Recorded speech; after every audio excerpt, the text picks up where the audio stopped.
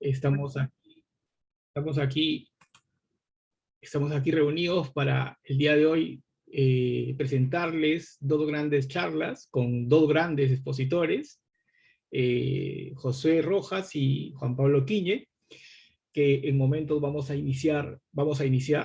Pero antes de ello, Mauricio Urizar, eh, líder también del capítulo de OWASP, va a hacer una presentación, va a ser la presentación de introductoria de OWASP, y luego iniciaremos, proseguiremos con las charlas. ¿Ok? Adelante, Mauricio. Gracias, Fernando. Entonces, mientras vamos esperando que se unan el resto de participantes, vamos a hacer una breve presentación para varias personas que hemos visto que es la primera vez que se unen a las charlas del capítulo de OWASP Lima. Básicamente, sobre OWASP, es importante que tengamos claro que es una fundación sin fines de lucro, ¿no? Eso es súper importante recalcar. Todo lo que se hace sin un tema de un reembolso económico. Básicamente, la gente que apoyamos este capítulo y a OWASP somos gente que vivimos y trabajamos en este medio y queremos compartir, ¿no? y también aprender en este canal, más que verlo como un tema de un negocio. Es súper importante, OWASP también siempre se ha caracterizado por ser una organización que no es independiente a las marcas y a los vendors de software, que eso es súper importante. Y también, de hecho, dentro de sus objetivos y misión es poder visibilizar básicamente los riesgos en las aplicaciones web para que las empresas puedan tomar decisiones inteligentes, informadas y bien informadas, ¿no? Respecto a vulnerabilidades y riesgos en aplicaciones web. También es súper importante recalcar y resaltar a los que todavía no han tenido la oportunidad de acompañarnos o conocer más sobre el capítulo y OWASP, que es una gran fuente de información para profesionales de seguridad, tanto pentesters como personas que estén ligadas a desarrollo seguro y temas de desarrollo en el ciclo de vida. Es súper importante la cantidad de herramientas, ¿no? y documentación de gran calidad que se pueden encontrar en OWASP, ¿no? También es súper importante, de hecho ya son 207 capítulos, ¿no? en 56 capítulos, en 56 países, y también es también importante visibilizar las oportunidades que surgen justamente cuando se comienza a interactuar con otros capítulos, ¿no? y se comienza también a hacer sinergia con otros proyectos para poder sacar adelante tanto nuevos capítulos o nuevos proyectos, que es uno de los objetivos también de OWASP, ¿no? El apoyar no solo a los capítulos, sino a las personas que quieran iniciar proyectos en OWASP relacionados al desarrollo seguro, ¿no? análisis de vulnerabilidades o pruebas de penetración. Básicamente, el equipo de OWASP Lima, ya en las anteriores charlas, en las siguientes charlas nos irán conociendo a cada uno de nosotros, y también súper importante, este canal, o mejor dicho, este capítulo está totalmente abierto a recibir voluntarios que quieran apoyar en las distintas etapas que se requieren. Entonces, en ese sentido, también vamos a compartir la presentación, está la información para que personas que quieran apoyar, estén interesados en apoyar el capítulo, ¿no? se puedan unir con toda confianza, por favor. Siempre son recibidas manos extras para poder hacer más.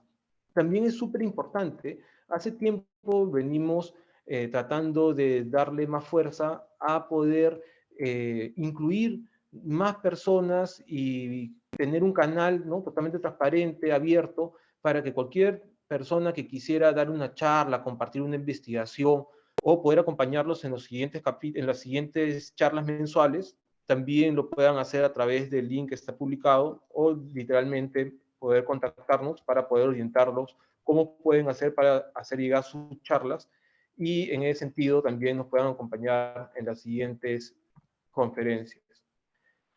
En ese sentido, y para no robar mucho tiempo, es importante también hablar de la cantidad de proyectos que tiene OWASP que nos pueden ayudar tanto a las personas que estén relacionadas al pen testing como las personas encargadas de grupos de desarrollo o temas relacionados a desarrollo seguro. Son varios proyectos interesantes y la idea es que cada una de estas charlas podamos tocar al menos uno de estos proyectos para poder socializarlo con ustedes, que ustedes también puedan ver que hay proyectos que pueden ser interesantes y también en ese sentido, cualquiera que quisiera en una siguiente charla hablar sobre alguno de estos o compartiendo sus experiencias, ¿no? Puede hacerlo de la mejor forma y aprovechar esos 5 minutos para que también puedan hablar de otros proyectos.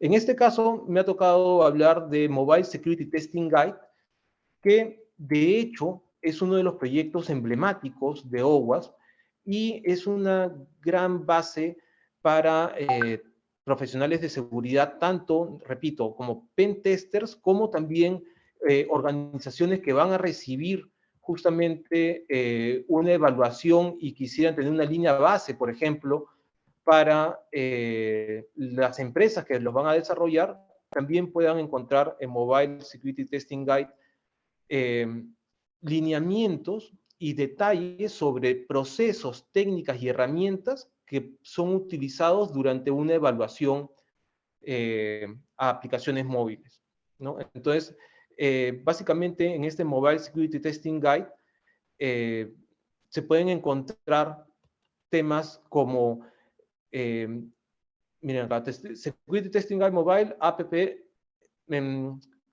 pruebas de seguridad, ¿no? Durante el ciclo de desarrollo de software, pruebas estáticas y dinámicas durante el testing, pruebas de ingeniería social, ¿no? Temas sobre controles de protección. Y entonces, ¿cuál es la visión? En Mobile Security Testing Guide nos van a explicar cada una de estas técnicas, herramientas y procesos, ¿no? Entonces, el Mobile Security Testing Guide está orientado hacia poder explicarnos en detalle y ustedes pueden también entrar y van a ver que está en detalle tanto para Android como pruebas de iOS. Y esto va de la mano justamente con el mapeo de los requerimientos que lo tienen separado en otro proyecto que básicamente, miren, acá tenemos justamente, ¿no? Pruebas a nivel de estáticas y dinámicas, ¿no? Hay toda la descripción de cómo realizar las pruebas dinámicas y estáticas a aplicaciones. Temas de ingeniería inversa y manipulación de aplicaciones móviles están explicadas en detalle, tanto para Android como para iOS, ¿no? Y en ese sentido, este Mobile Security Testing Guide juega de la mano con el otro proyecto que es el estándar de verificación de aplicaciones móviles. Entonces, en este proyecto del estándar de verificación de aplicaciones móviles es donde también se detalla exactamente cuáles son los controles que debe evaluar. Entonces, la idea es que Mobile Security Testing Guide me enseña los procesos, las técnicas y las herramientas, y en el Maps es donde me indican cuáles son exactamente todas las pruebas que debo realizar para los distintos tipos de plataforma, Android o iOS. Entonces, básicamente, este recurso creo que, o creemos, que es súper importante, repito, para profesionales de seguridad alineados al pen testing, para que puedan realizar evaluaciones mucho más detalladas y también para profesionales que estén ligados al desarrollo seguro, para que puedan tener también una visión de qué tipo de pruebas deben exigir o deben realizar o poner como línea base en las evaluaciones que se realizan y también tener de una buena mano un detalle de cómo poder realizarlos y con qué herramientas poder realizarlos, ¿no? Entonces, en ese sentido, creemos que es un gran recurso para personas que están iniciándose o también ya profesionales ya experimentados para tener una línea base y estandarizar las pruebas relacionadas hacia las aplicaciones móviles. Básicamente es lo que tenía para compartir el día de hoy y en ese sentido doy paso a la siguiente charla que me parece que debe ser la de la de Juan Pablo. Sí, no, Mauricio, ahorita continuamos con el programa. Gracias, Sobre el chat Mauricio. box. Gracias, Mauricio. Listo. Ok, bueno, a continuación vamos a darle la bienvenida a Josué Rojas. Josué es un investigador, un reverse engineer y security researcher. Ha hecho bastante investigación respecto a ingeniería inversa, ha trabajado en Core Security y actualmente es un investigador independiente. Josué, adelante, puedes empezar. Ok, gracias Fernando. Bueno, como estaba diciendo Fernando, hago ingeniería inversa hace muchos años, 15 años aproximadamente, y empecé haciendo cheats para juegos, ¿no? Y directamente fue como me entré en este mundo, ¿no? En el mundo de la seguridad informática, y bueno, específicamente dedicado profesionalmente a la ingeniería inversa y especialmente al desarrollo de exploits, ¿no? Actualmente desarrollo de exploits para el kernel de Windows, pero no limitado para ese sistema. Y quería contarles un poco cómo empecé yo, ¿no? Cuáles fueron las primeras cosas que comencé a hacer, y básicamente fue haciendo game hacking, ¿sí? En el punto en que yo no sabía que se llamaba game hacking, pero bueno. Bien. Ya un segundo. Listo. Bueno, tenemos un blog con unos amigos que escribimos cada tanto, si lo quieren ver. Es más, hay un blog post que escribí yo acerca de una serie de blog posts de game hacking para un juego que habla sobre un poco de reversing de C++, pero bueno. Vale, este es abajo es el Twitter, si quieren seguir. Y bueno, cuando más o menos empecé haciendo esto, y yo iba a las páginas de internet, como las conocemos allá, bueno, allá porque estoy en otro país, y básicamente mientras que jugábamos, ¿no? Una vez llegó alguien con un pendrive que se había descargado un cheat dentro y lo comenzó a usar y a mostrar, ¿no? Y era interesante, todo el mundo quería usarlo, yo también estaba dentro de ello. Pero a diferencia de la persona, yo quería, o sea, de los demás, yo quería saber cómo se hacía, ¿no? Y cómo podía yo lograr hacer cosas con eso. Así que para ello, lo primero que todos tenemos que conocer es la memoria, ¿no? Cómo funciona la memoria, porque sabemos que en la memoria es donde pasan las cosas, ¿sí? Donde se ejecuta código, donde se accede a memoria, a datos, donde se modifican los datos, ¿sí? Donde se guardan cosas sensibles, etc.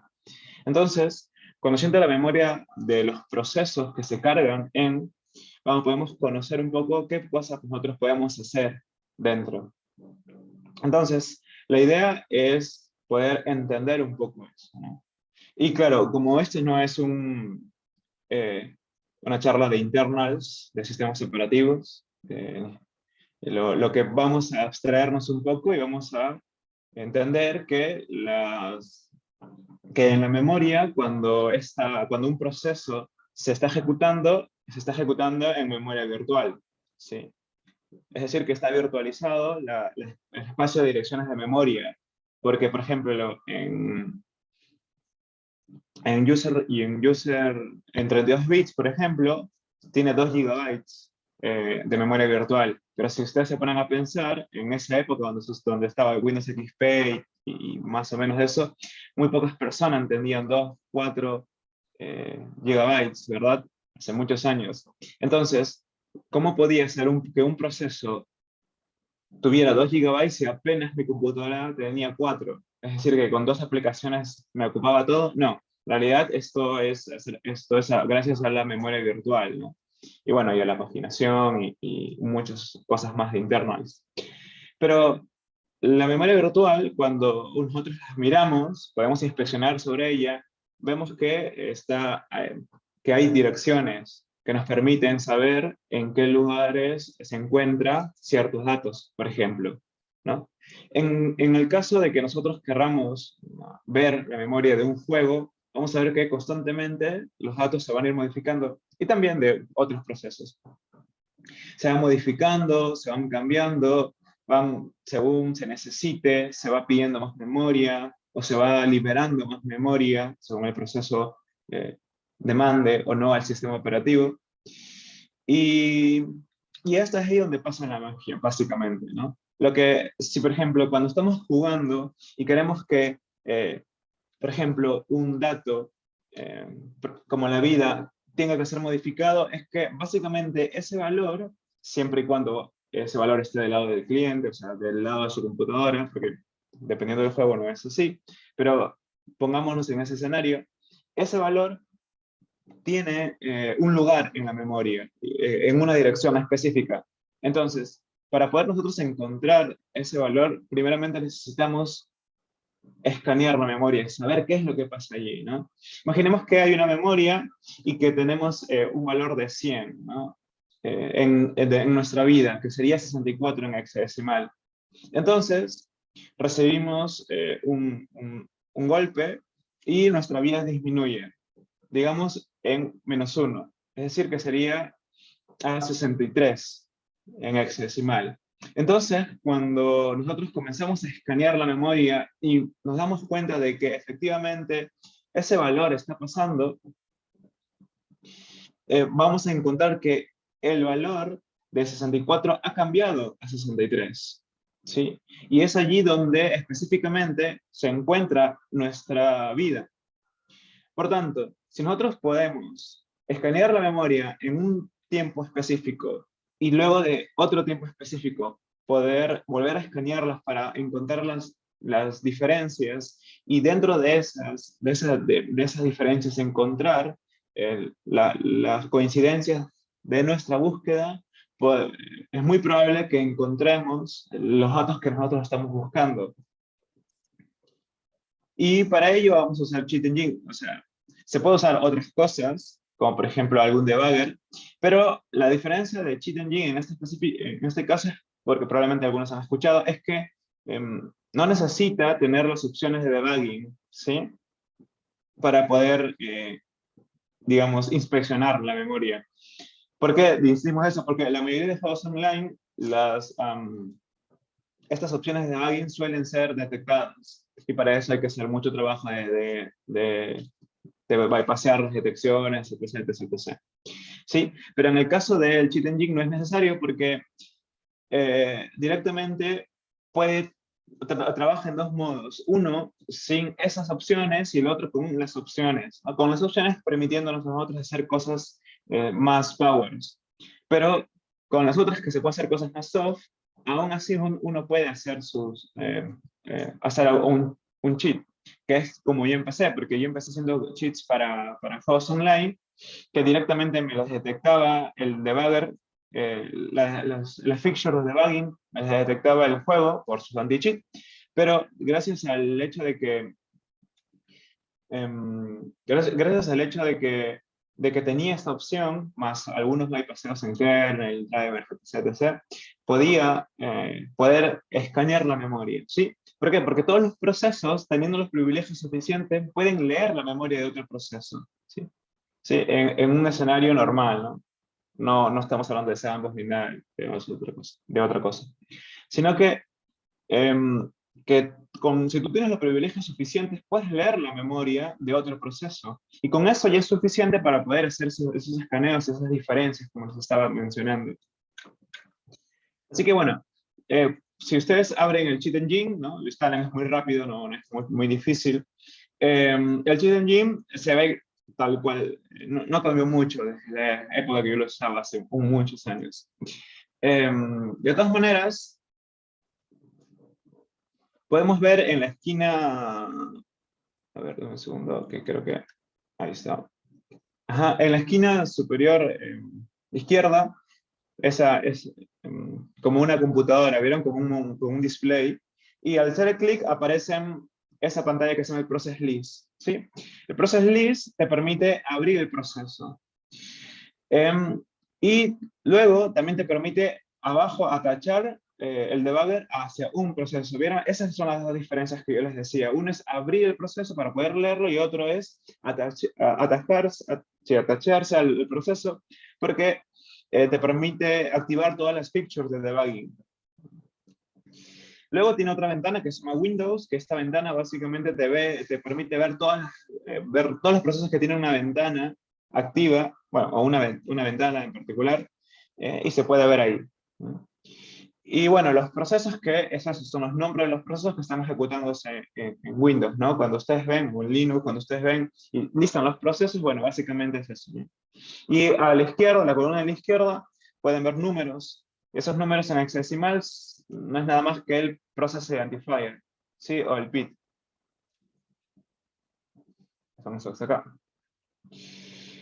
Y bueno, y las aplicaciones, ¿no? Son todas las aplicaciones que están corriendo en el sistema en ese momento. Luego de ello, tienes el Scan Type, ¿sí? Que bueno, ahora no está activado, pero para que esté activado tiene que haber escogido un proceso. Pero es suficiente. El Scan Type te especifica el tipo de dato que tú estás buscando en la memoria, ¿sí? Por ejemplo, ¿no? Si han programado, y que probablemente es así, ¿no? En C tienes tipos de datos, ¿no? Bueno, en otros lenguajes también, pero pongámosle que es, por ejemplo, C. ¿No? Hay tipos de datos como, por ejemplo, enteros, ¿no? Longs, double, floats, etcétera, ¿no? Entonces, en el Scan Type tú le puedes especificar el tipo de dato, en el Value Type, disculpen, sí, en el Value Type tú puedes especificar el tipo de dato, ¿sí? Y en el Scan Type tú le puedes especificar si el valor que estás buscando es exactamente el mismo, ¿sí? Y en el Value Type es lo que yo les decía. Si es entero, si es un word, si es un short. Claro, esto no dice ahí, si ven ahí dice 4 bytes, porque si nos abstraemos, vamos a ver que al final son bytes. Y un char es un byte, un word son 2 bytes, un entero son 4 bytes, pero con signo, un unsigned int es 4 bytes, etcétera, ¿no? Entonces, uno especifica el tipo de dato que está buscando. Si está buscando un double, eso es un punto flotante, un point float, sí. Y, etcétera. Luego, en la memoria, uno puede especificar el rango de memoria que está buscando. ¿Por qué? Porque la memoria, digamos que de cierta manera, está estructurada de una manera en que hay un rango más o menos específico donde puede estar la memoria dinámica del heap. Hay otro rango que puede estar la memoria de los procesos que se están reservando, de los ejecutables, por ejemplo, ¿no? De las librerías, por ejemplo, ¿no? Entonces, uno puede especificar el rango y al acotar esto es mejor porque las búsquedas son más rápidas y no van a haber miles o millones de falsos positivos. O sea, no crean que estoy exagerando, incluso puede haber millones de coincidencias a la búsqueda que tú estás haciendo y la mayoría son falsos positivos. Entonces, acotar el rango nos sirve en esos aspectos. Luego está el Memory View, que básicamente es eso, es para poder ver la memoria, poder inspeccionar la memoria. Y está el que ven ustedes allí, que te permite especificar directamente las direcciones, o sea, escribir las direcciones de memoria para que el mismo Cheat Engine las resuelva, ¿no? Y algo que yo inicié, que lo hice hace mucho, como les dije, que les recomiendo que lo puedan hacer, es el hecho de que puedan usar el tutorial del Cheat Engine, ¿sí? El tutorial del Cheat Engine, como pueden observar aquí, es muy intuitivo. Y lo que tenemos que hacer es, en Help, van a Help aquí, y directamente dice tutorial. Luego van acá, y en tutorial escogen el proceso, y le dan Open, y luego lo abre. Y aquí en la parte de arriba, como pueden ver en sus pantallas, van a observar que así es. Luego, Cuando van a comenzar a hacer el tutorial, pueden ver aquí las instrucciones que ustedes tienen que hacer. Por ejemplo, cambiar el valor a 1000, ¿no? Entonces tenemos vida 100, vamos a poner exact value aquí, vamos a poner 4 bytes, que queden 4 bytes, vamos a hacer que reciba un daño, pero antes, como les estaba explicando, vamos a escanear la memoria en búsqueda de ese valor. Vamos a darle first scan para que podamos tener todas las coincidencias de esa búsqueda. Y una vez que obtiene eso, como pueden ver, bueno, ahí 49 es 49, pero créanme que en los procesos, en los juegos, ahí pueden haber hasta millones de coincidencias, ¿sí? 49 porque está diseñado para practicar y para no que uno no se vuelva loco con tantas coincidencias, ¿no? Y no saber qué cosa encontrar.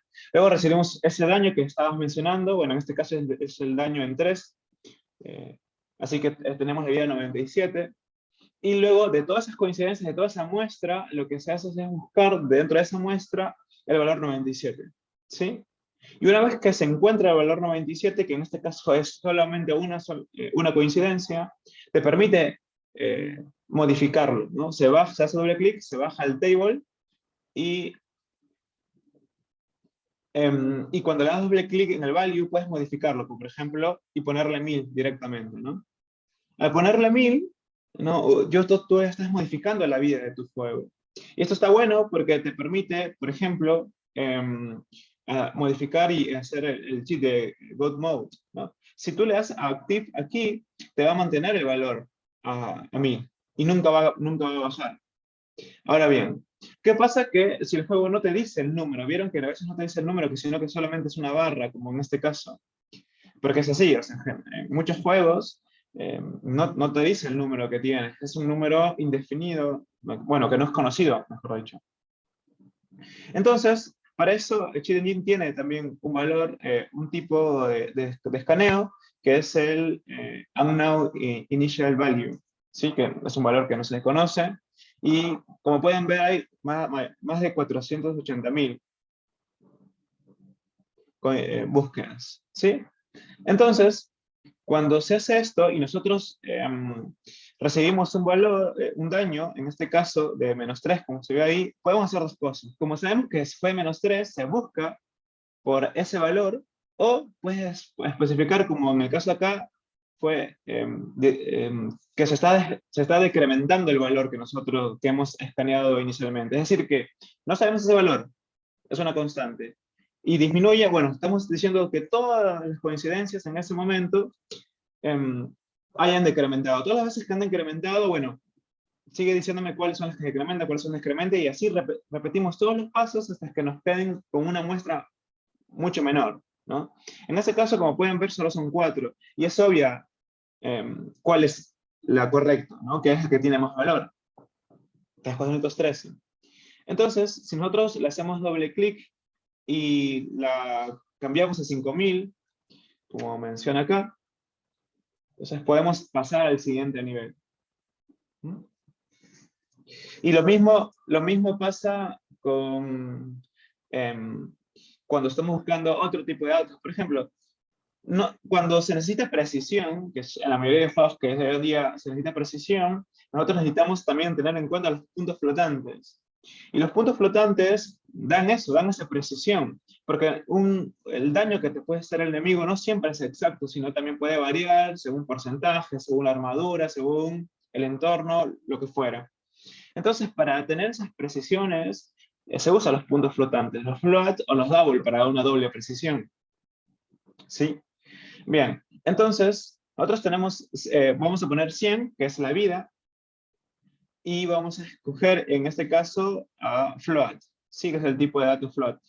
¿Por qué escogemos el tipo de dato float? Porque hay que tener en cuenta que las computadoras no saben manejar los puntos flotantes per se, sino que se usa un tipo de encoding, ¿sí? que es el IE758, lo pueden buscar. Y bueno, en este caso es muy rápido porque va a ser puntos flotantes, y este juego está diseñado para eso, entonces se encuentra súper rápido, ¿no? Tú hasta 100, luego 96 hace lo mismo y se encuentra rápido. En el caso del double es lo mismo. El armor sería la armadura, o puede ser el maná, o lo que fuera en el juego, se encuentra 100, se gastas tú ese valor o esa cantidad que tú tienes de maná, por ejemplo, o baja tu armadura, y vemos que, bueno, ese en caso es el único valor, pero digamos que aparecen 100 o más. Bueno, se hace lo mismo que anteriormente, ¿no? Se pone un valor que decreció si no tenés el número exacto, o un valor, o el valor 96.5 en el caso que tengas ese valor, ¿sí? Así que, como pueden observar en el Cheat Engine, nosotros podemos comenzar a hacer cosas ya con el Cheat Engine. Nosotros vemos, yo les insto a que puedan poder usar el Cheat Engine y terminar todo el tutorial, porque de verdad aprendes mucho. Sí, algo que, por ejemplo, ustedes pueden decir, pero yo no sé, por ejemplo, no sé ensamblador, no sé C, no sé... Bueno, yo tampoco sabía cuando inicié, ¿sí?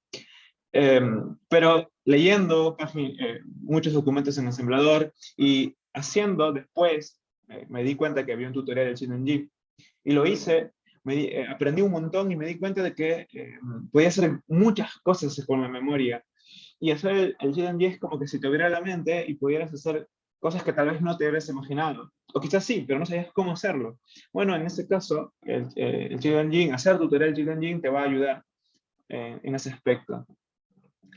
Bueno, todo muy bonito, todo genial, pero esto es un tutorial, o sea, ¿no? ¿Cómo lo explico esto en la vida real? Bueno, vamos a hacer dos cosas. Primero, vamos a hacer Cube, que es un juego súper antiguo, pero para efectos didácticos nos sirve. Y luego vamos a usar un juego online, que es Rakion. Y para este caso de Cell Cube vamos a hacer lo mismo, ¿sí? Los mismos principios que nosotros hemos encontrado, que hemos hecho, mejor dicho, y que hemos visto, vamos a usarlo para Cell Cube. Sí, bueno, tienen ahí la vida, por ejemplo, 73, y luego tienen otro valor a la derecha que es 20, ¿no? Entonces lo que nosotros queremos es que estos valores disminuyan. Pero para eso necesitamos primero obtener como un snapshot de la memoria con el valor que nosotros queremos en ese momento, que es 73, que es la vida. Por eso que nosotros buscamos 23, ponemos exact value, porque sabemos el valor exacto, es 4 bytes. Luego que hacemos eso, hacemos que recibamos un daño. Y para ello, en el juego, pues inflige un poco de daño, y luego de estas coincidencias, que fueron 252, según el daño que me aparezca aquí, que es 73, pero luego de hacer el daño va a disminuir, entonces voy a poner el número específico aquí. Otra vez, si no está los números del valor que nosotros queremos encontrar, lo que tenemos que poner en scan type es decreased value. Es decir, que el valor que decreció.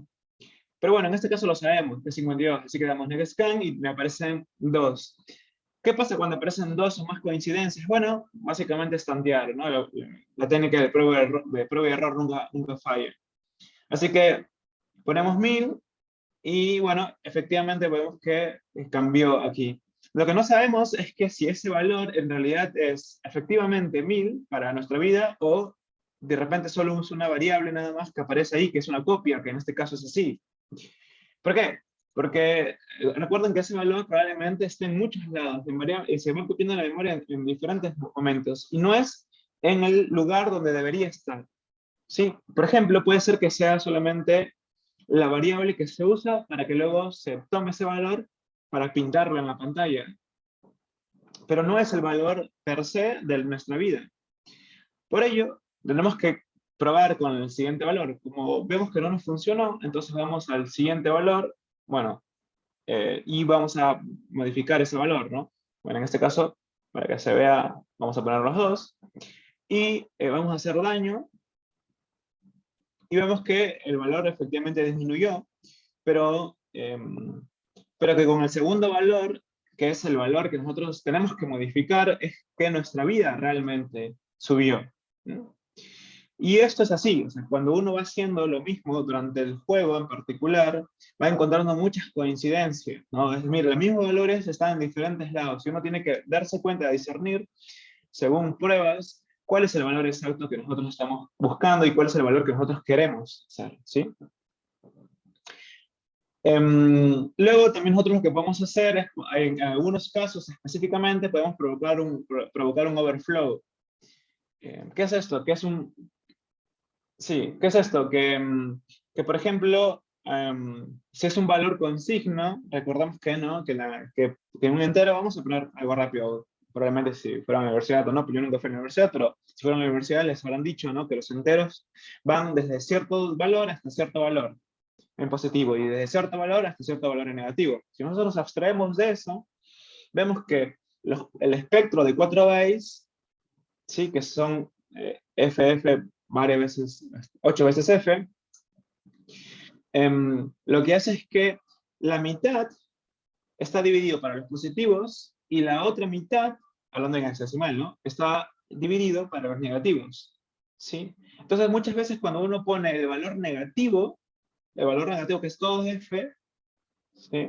El valor, uno le pone un valor negativo, pero puede ser que no lo esté tomando como negativo, ¿sí? Sino lo esté tomando como unsigned, sin signo. Entonces, al poner que no tiene signo, en vez de ser -1, te va a dar el máximo valor positivo, que esto es F. Permitiéndote, bueno, en este caso no es un overflow, pero permitiéndote que el valor de la vida sea mucho mayor que tal vez de lo que esté permitido en el juego. ¿Sí? Hay algunas veces algunos chequeos que no están bien hechos y que te permiten hacer este tipo de cosas. Pero bueno, todo depende de cómo se ha diseñado el juego, ¿no? Y hay que darse cuenta de eso. Bueno, y para que ustedes vean que esto no es tan, tan superficial, por así decirlo, sino que se puede hacer grandes cosas chéveres en este tipo de cheats, ¿no?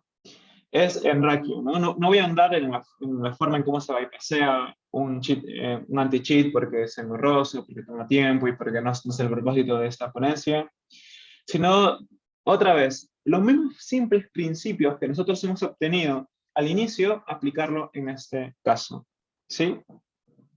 Por ejemplo, bueno, para poder hacer esta demo tuve que desenterrar mis códigos que tenía guardados hace más de una década.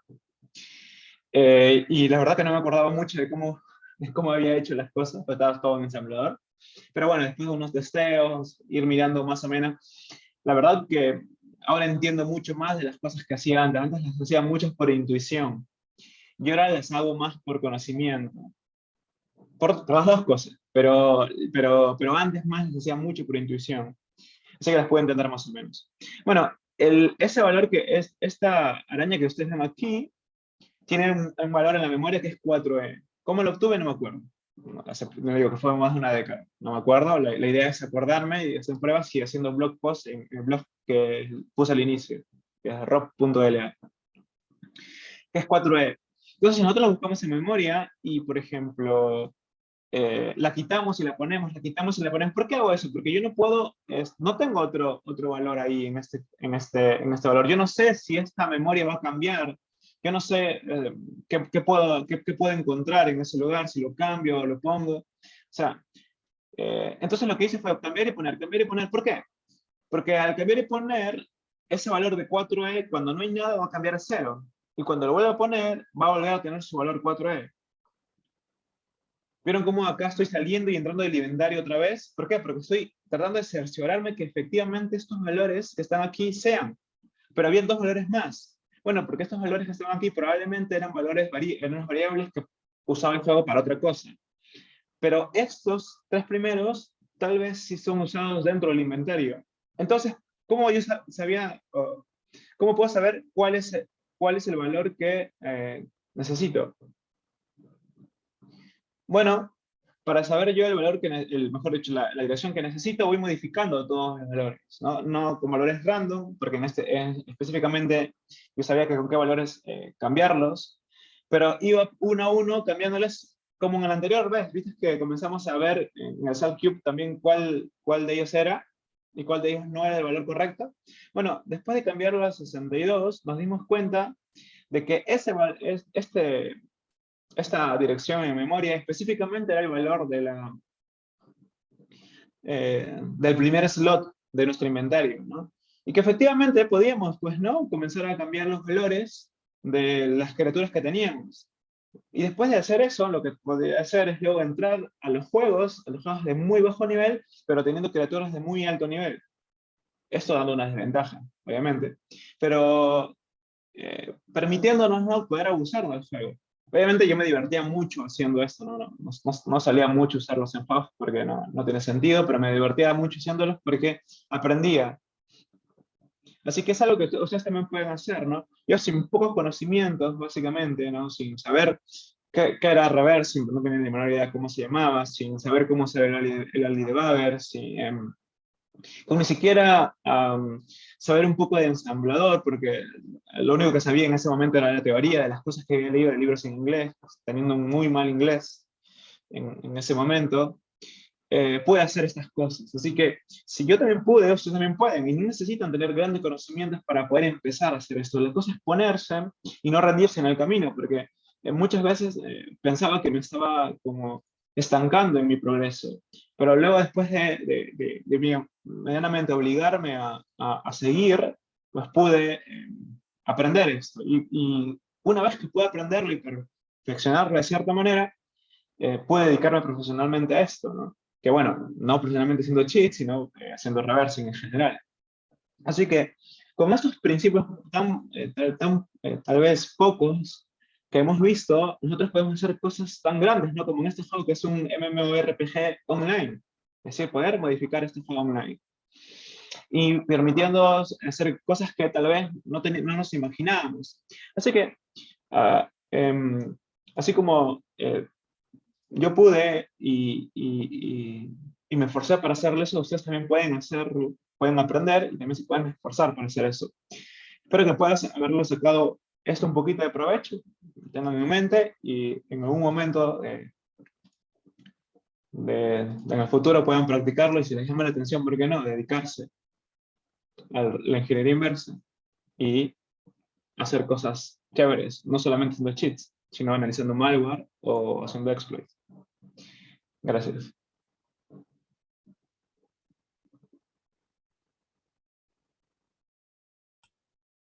Ok, gracias Nox. Gracias José, muchas gracias. Si tuvieran alguna pregunta, alguna duda, por favor lo pueden hacer por el chat y ya nosotros la vamos a hacérsela llegar a José, pero muchas gracias por la presentación. Vamos a seguir ahora con Juan Pablo. Juan Pablo, ¿estás listo? Sí, ¿qué tal? ¿Cómo estás? Hey. Ok, Juan Pablo, ¿qué tal? Bueno, Juan Pablo es ingeniero de sistemas, ¿verdad? Un pionero en el Perú respecto al hacking, expositor en muchos eventos de seguridad desde hace mucho tiempo. No estoy diciendo que sea viejo, sino estoy diciendo que tiene experiencia. Y También. bueno, el año pasado estuvo en los 20 años, en el aniversario por los 20 años de OWASP, haciendo también la presentación. Es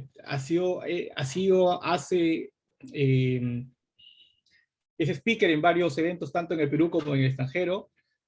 Actualmente es, bueno, gerente de arquitecto de soluciones de seguridad en Kyndryl, ¿no? Y ha trabajado en el BCP como gerente de arquitectura de seguridad de TI. Bueno, está bien más, sería una charla hacer el background de Juan Pablo, pero adelante Juan Pablo con tu presentación. No, gracias, Fernando. Bueno, primero antes, felicitarlo a Nox. Recuerdo hace muchos años atrás, creo que fue un Perú Hacking, donde él hablaba de code caving, donde lo que él explicaba justo con juegos de video, y él explicaba cómo podías, de las rutinas que iban cargándose, encontrar una llamada de memoria, irte a otra posición de memoria, ejecutar un código y regresar a la aplicación. Que esto para poder inyectar algún paquete o algo así. Claro, veía esta charla y digo, mezclando lo del code caving con esto de acá, podrían salir unas cosas bien interesantes, sobre todo sobre aplicaciones en línea. Y bueno, Nox, de hecho, yo la verdad le tengo mucho cariño porque cuando yo lo conocí, pues creo que todavía no era ni mayor de edad y él se metió mucho a Crack Latin, o sea, a ver muchos temas de reversing. y en modelo autodidacta. O sea, Core Impact, Immunity, que son algunas de las empresas en las que él ha trabajado como exploit writer, son las empresas más grandes que existen en el mundo, diría, sobre explotación de vulnerabilidades, y él es uno de los seniors ahí. De hecho, hoy está en, bueno, no voy a decir el país porque no los quería decir tú, así que no lo voy a decir yo, pero digamos que está haciendo su vida dedicado al exploit writing, y de verdad me da mucho gusto. De hecho, esta charla, a diferencia de muchas otras charlas que siempre nos hemos encontrado, nos hemos visto, una charla que al menos yo he entendido. Ha habido muchas veces en que he escuchado a Nox y su charla no las he entendido. Si les ha pasado que no las han entendido, tranquilos, así pasa, así nos pasa a todos, que a veces no le entendemos a Nox, pero es que sabe un montón y a veces muchos de los conocimientos que tiene los usa como si fuera parte del día a día, y eso a veces cuesta para el resto entender, y es normal. Bueno, y ahora yo les traigo mi charla, y mi charla es, bueno, como decía Fernando, es la charla que hice para el 20 aniversario de OWASP, para el evento global que se hizo, y quería traerlo al capítulo de Lima, que es una charla que habla sobre cómo utilizar búsqueda binaria, este concepto de búsqueda binaria para ataques de Blind SQL Injection. Y claro, es una forma que, digamos que en algún momento se me ocurrió y que planteé, y ahí les voy a contar un poco la historia. Bueno, ya contó Fernando quién soy. Soy ingeniero de sistemas, soy peruano, hace 20 y tantos años me dedico al rubro de la seguridad. Sí, ya estoy viejo ya. Hace varios años en innovación, he trabajado en varios países en la América Latina, estoy de speaker internacional desde, pucha, como 17 años, tal vez un poco más. He trabajado en varias empresas, Kinder, Ernst & Young, IBM, HP, Salud, BCP, etc. Como se darán cuenta, soy coleccionista de juegos de mesa,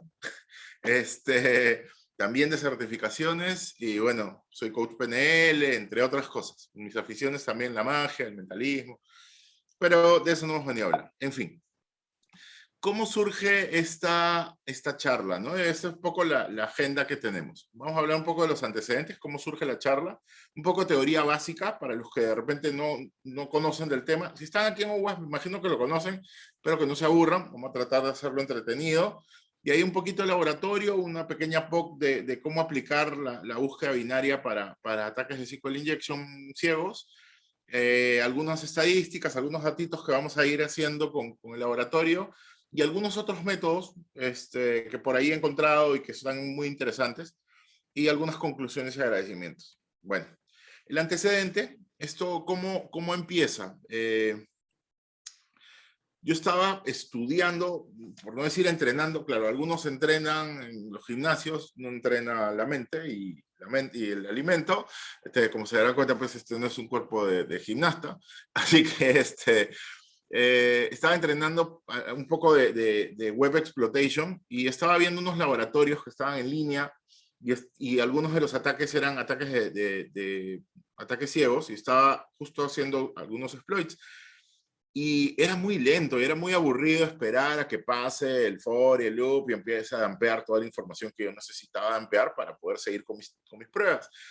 Entonces, entre que funciona, no funciona, prueba y error, empiezas a darle vueltas, pasa un día, pasan 2 días, sigues haciendo cosas.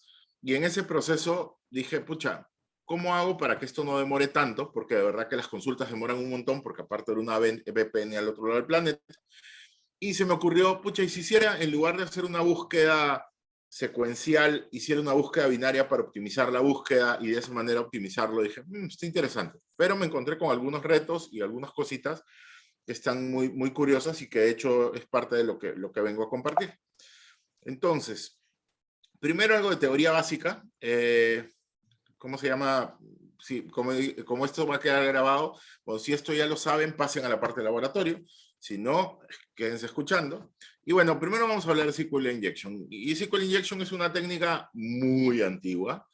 De hecho, recuerdo una charla en el año 2005 donde hablaban de SQL Injection y decían en el 2005 que era una técnica muy antigua. Entonces, saquen la línea qué tan antigua es.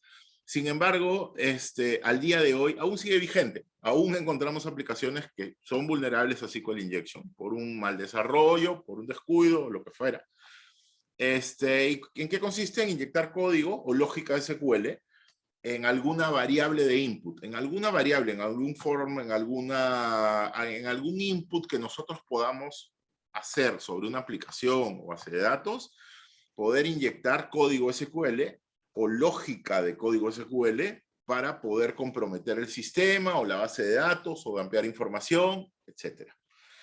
Una de las causas de esta falta o de esta falla, o que se puede explotar esta falla, es que en los inputs no se filtra la entrada de los datos. Es decir, si yo tengo un input de nombre y en el input de nombre puedo poner comillas, salvo que tu nombre pues sea un O'Brien que tiene el apóstrofe o algo así, no tiene sentido que haya un apóstrofe, o que tu nombre tenga un backslash o tenga un punto y coma, no tiene sentido. Entonces, eso es filtrado para poder identificar comandos, ciertos caracteres especiales que no deberían de ir en ciertos parámetros, ayuda a minimizar de que este tipo de brechas o de fallos existan en las aplicaciones. Y eso es una de las principales razones. Ahora, esto funciona en la capa de aplicación, en OSI, en las 7 capas OSI, funciona en la capa de aplicación. ¿Por qué lo menciono? Porque hay gente, bueno, ya no, pero por mucho tiempo pues se decía, de hecho, vieja escuela, pues, ¿no? Si no tengo un firewall estoy inseguro y si tengo un firewall estoy seguro. Sí, pero el firewall es capas 3 y 4 en OSI, puerto origen destino y IP origen destino, y por ahí tienes algunas mejoras en los siguientes, pero no te van a cubrir, por ahí un WAF te va a cubrir, pero aún así hay técnicas para poder bypassear WAF, pero para que lo tengan en cuenta, digamos que estamos hablando de la capa de aplicación. Esto es DAM Web Vulnerability, DAM Vulnerable Web Application, es un, digamos que una web de práctica en SQL Injection. De hecho, vamos a jugar un poquito con, acá tenemos un Kali, y este es DAM Web Vulnerability, DAM Vulnerable Web Application, que es una web que uno puede levantar en casa y que tiene muchas de las vulnerabilidades conocidas para poder hacer fuerza bruta, inyectar paquetes, cross-site request forgery, inclusión de archivos y así. Y aquí llegamos a la parte de SQL Injection, por ejemplo. Entonces, ¿qué sucede? Si yo, por ejemplo, pusiera una comilla aquí y le diera un clic, miren, me va a botar un error. Tienes un error en la sintaxis del SQL, verifica el manual que corresponde a MariaDB, ya tenemos una base de datos, ya sabemos cuál está, busca cerca de la sintaxis y te muestra 5 comillas. Entonces algo nos dice acá de que esto es vulnerable. Ahora, lo simpático de esto es que en esta aplicación, que es parte de, bueno, no estoy seguro si eso es de OWASP, creo que sí, podemos ver el código, y lo que hace este submit de acá es que lo que hace es obtener un dato que lo graba en una variable ID. Y esta variable ID lo mete dentro del query directamente, donde dice select, primer nombre y apellido de una tabla, que es usuarios, donde el user ID sea igual a lo que hay acá.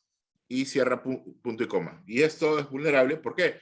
Porque lo que yo he hecho aquí es, en lugar de ID, he puesto una comilla. ¿Y qué hace? Es como buscar nombre, apellido, donde la tabla usuarios, donde el user ID sea igual a vacío, porque mis comillas cierran la primera comilla, es como decir, comillas vacío, de ahí se añade otra comilla, y de ahí punto y coma. Esto genera el error, y por eso nos bota el error en la web. Sin embargo, si yo pusiera algo como, de hecho ya está escrito acá, comillas o a igual a, o sea, comillas, que es como, hay un comillas abierta y un comillas al final. Ya.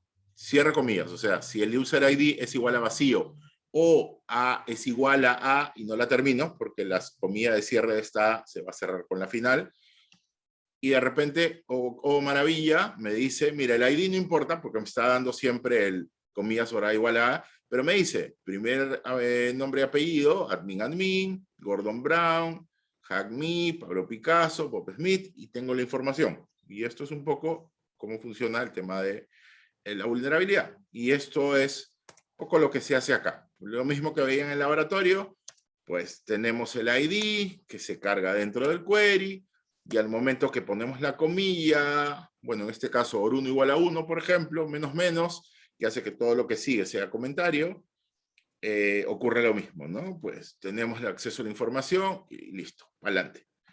Ahora vamos a ver Blind SQL Injection. Seguimos con la teoría. Es una vulnerabilidad que, si bien no es tan vieja como el SQL Injection, pero es bastante vieja también, al día de hoy, en el LOAS Top 10 del 2021, está en la tercera posición.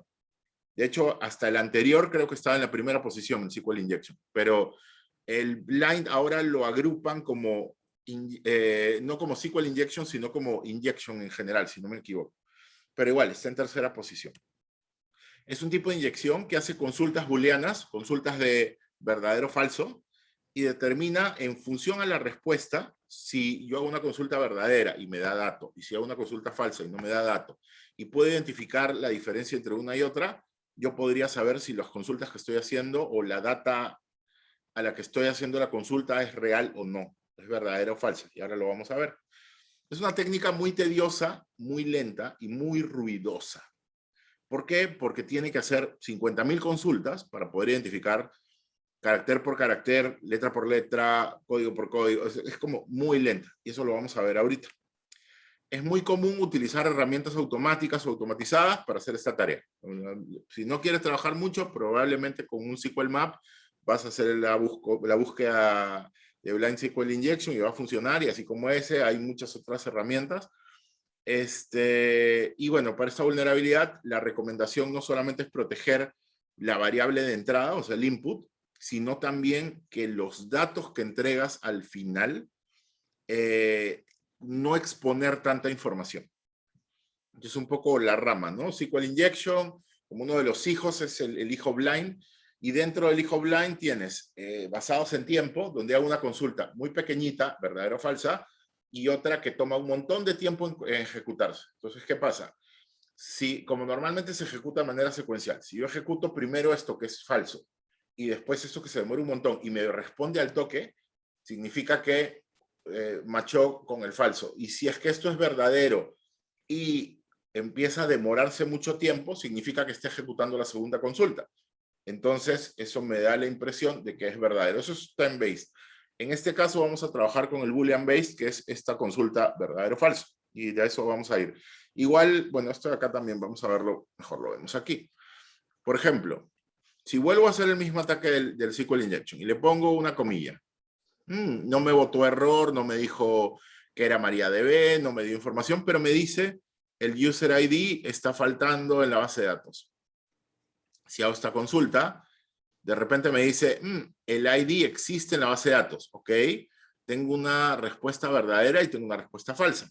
Si me voy al código, voy a encontrarme con que este ID, si bien es cierto, lo mete dentro de este query, pero el resultado pasa por una serie de filtros y lo que busca es si es que hay coincidencia o no, y sobre eso te va a responder, ya sea que existe, y si no, que no existe. Y eso es, ahí está nuestra consulta booleana que estamos esperando. Entonces, volvamos al mapa. Bueno, en este caso, lo mismo, lo que les explicaba hace un momento. Y ahora vamos a ir a ver lo que es la búsqueda, el algoritmo de búsqueda binaria. Esto no es Blind SQL Injection, esto no es explotación.